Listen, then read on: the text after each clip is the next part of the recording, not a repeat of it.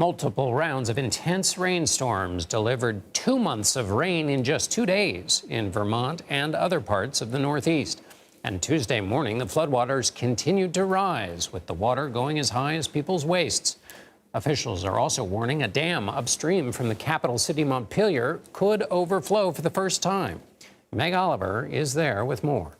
More than 6 inches of rain in 2 days caused widespread flooding, leaving few areas untouched. And here we go. Andrew Mullen, co-owner of Sam's Steakhouse, showed us as he went back for the first time since the storm. It's a war zone. This is, You're just stepping in mud. this is pure mud. So what happened in here? The water was nearly up to the ceiling. It was incredible.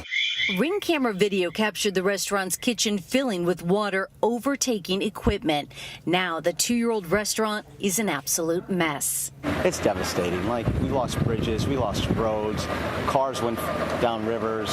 The power was there was such force, it was moving dumpsters that were full. Nearly the whole town needs rebuilding. The damage is extensive. Take a look at this, a railroad track dangling at least 60 feet in the air after the storm washed the ground away. Out west in Phoenix, Arizona, it's a different kind of misery. A heat dome has settled in and people are just trying to cope. Here's Omar Villafranca. After 11 straight days of temperatures of at least 110 degrees, people in Phoenix are trying anything they can to cool down. Some bus stops, even businesses, use these water misters, which can cool the air by about 30 degrees. Michael Imordino runs the Breakfast Club and says customers will brave the heat if the patio is cool. As soon as it hits about 85, I flip on those misters and we get cold drinks going on for everybody. With an excessive heat warning in effect until next week, dozens of hydration and cooling spots are open all over the city for anyone needing a break from the brutal heat. Back in Montpelier, Vermont's capital is plunged in floodwater. The dam is at capacity, rising 43 feet over 18 hours after days of intense rain. So far, first responders have made more than a dozen water rescues.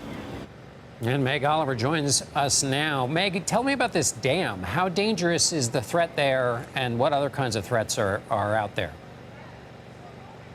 That is the big concern tonight, John. That dam nearby Montpelier is at maximum capacity. So if it overflows, that water would spill in here to downtown Montpelier. And as you can see, a good portion of it is still underwater, which would make this situation much worse.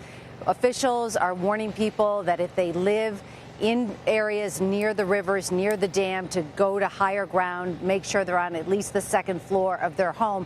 And keep in mind, this would be the first time this dam overflows because since it's been built. So there's no precedent on how much damage this could actually cause. So they are watching this very closely tonight. You've been driving across the state. What else have you seen?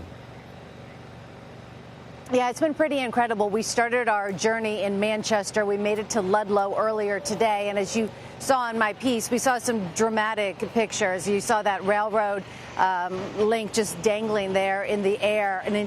All the earth just washed away. That used to be a huge hill holding up that railroad track. As we would drive, we started driving up north here to Montpelier, and roads were completely just shaved off on either end. We just had to drive over the double yellow line.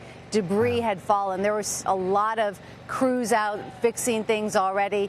They're urging people to please, if you live in a flooded area, to stay away, because right now we know here this water may be contaminated. They have ordered a boil water notice, but the cleanup process is just beginning, and it is extensive statewide. Meg Oliver for us in Montpelier, Vermont. Thank you so much, Meg.